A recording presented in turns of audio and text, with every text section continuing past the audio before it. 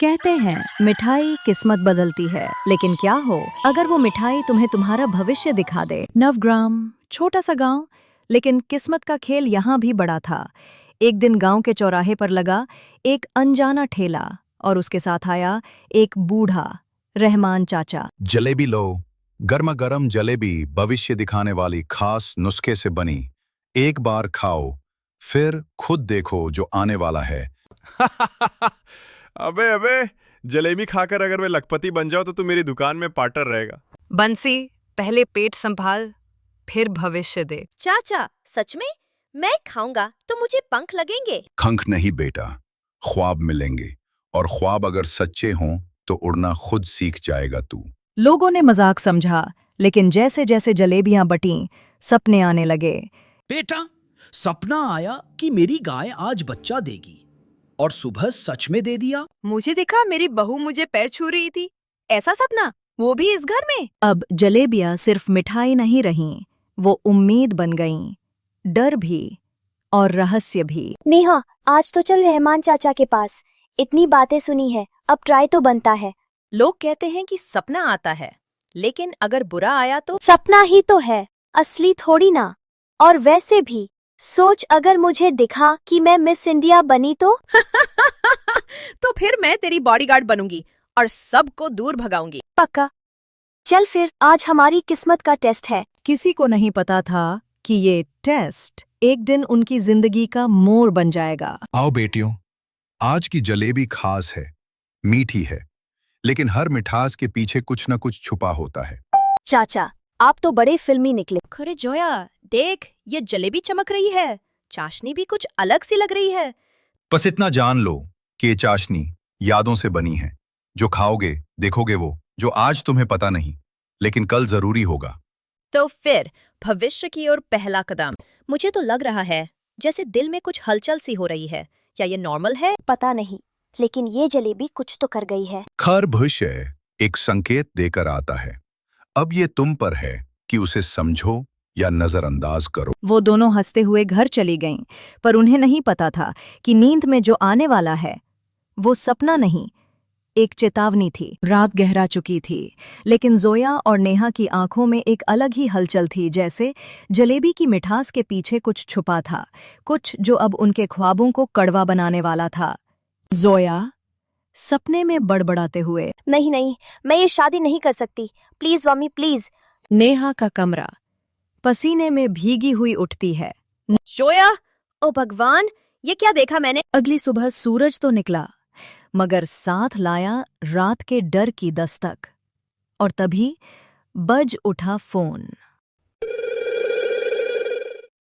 जोया, उठ, सुन, मुझे कुछ बताना है। मैं भी तुझसे बात करना चाहती थी। बहुत अजीब सपना आया नेहा। मैंने देखा तेरी शादी हो रही है एक बूढ़े आदमी से, बहुत ही बूढ़ा, कम से कम 80 साल का, और तू फूट फूट के रो रही थी। तेरा सपना सही होगा, क्योंकि मैंने भी तेरा देखा। तू 12वीं में फेल हो गई थी और फिर तू कुएं में कूद गई।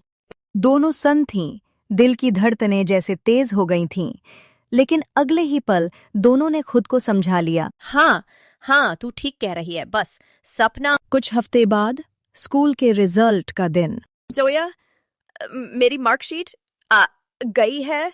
तो खोलना, तुझे तो मैथ्स बहुत अच्छा आता था। सब्जेक्ट्स में फेल। मैं फेल हो गई हूँ जोया, सचमुच फेल। उधर नेहा की दुनिया जैसे टूट रही थी, और दूसरी ओर जोया के घर में चल रहा था एक और अनचाहा फैसला। जोया का घर। निश्रा जी के घर से रिश्ता आया है, इज्जतदार लोग हैं, लड़की की किस्मत खुल जाएगी। मम्मी, पापा, आप सब क्या कर रहे हो? मुझे तो बताया तक नहीं। सब तेरा भला ही तो चाह रहे हैं। लड़का उम्र में थोड़ा बड़ा है बस, बाकी सब ठीक है। उम्र में थोड़ा बड़ा? 65-70 साल का होगा, लेकिन बहुत पैसा है। और कौन देखता है उम्र? देखो, रिश्ता तय हो गया है। नहीं, ये वही सपना है जो नेहा ने देखा था।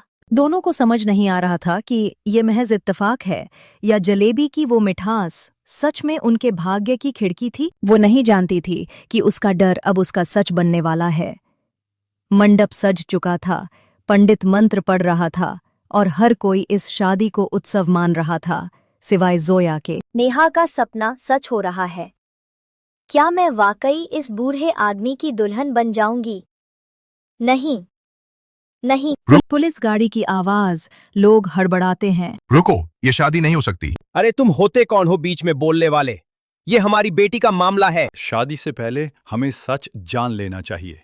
ये आदमी जिससे आप अपनी बेटी की शादी करवा रहे हैं, असल में लड़कियों का तस्कर है। कई राज्यों में केस दर्ज हैं। वो छोटी लड़कियों से शादी कर उन्हें बेच देता है। पूरा मंडप सन्न रह गया।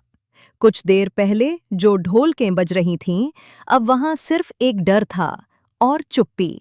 जोया की जान बच गई थी, पर अब उसके मन में एक नया सवाल उठ गया था। रहमान चाचा हर बार सही समय पर कैसे आ जाते हैं? वो आम आदमी नहीं हो सकते। उस दिन से जोया ने एक फैसला कर लिया। वो रहमान चाचा का रहस्य जानकर रहेगी। और फिर शुरू हुआ पीछा। एक रात जोया को गांव के एक आदमी से पता चला कि उसने रहमान चाचा की जलेबी खाई थी और देखा था सपना कि उसके घर चोरी होगी। अगर सपना सच निकला तो ये जलेबी नहीं, जादू है। उस रात जोया उसी आदमी के घर के पास एक पेड़ के पीछे छुप गई। आधी रात को 2 परछाइयां दिखीं। धीरे चल बे, खिड़की से अंदर घुसते हैं। बूढ़ा है, क्या करेगा? हाँ, सुना है सोने की चेन रखता है तकिए के नीचे। जल्दी चल। पर इससे पहले कि चोर अंदर घुसते, वहीं प्रकट हुए रहमान चाचा। रुको, एक कदम भी आगे बढ़ाया तो सीधे थाने ले जाऊंगा।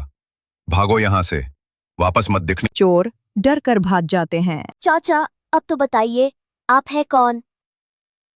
हर बार आप वक्त से पहले कैसे पहुंच जाते हैं? अगर मैं कहूं कि मैं भविष्य से आया हूं, एक वैज्ञानिक, एक टाइम ट्रैवलर, तो क्या तुम मानोगी? क्या? जोया की सांसें थम गईं।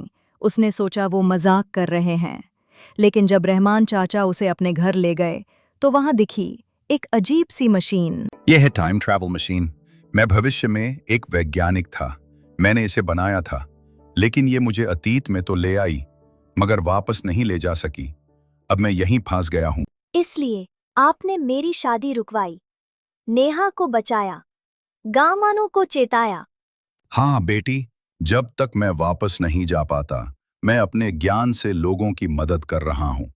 पर तुम्हें वादा करना होगा, किसी को कुछ मत बताना। वादा करती हूँ, अब मैं भी आपकी मदद करूंगी। अब रहमान चाचा अकेले नहीं थे।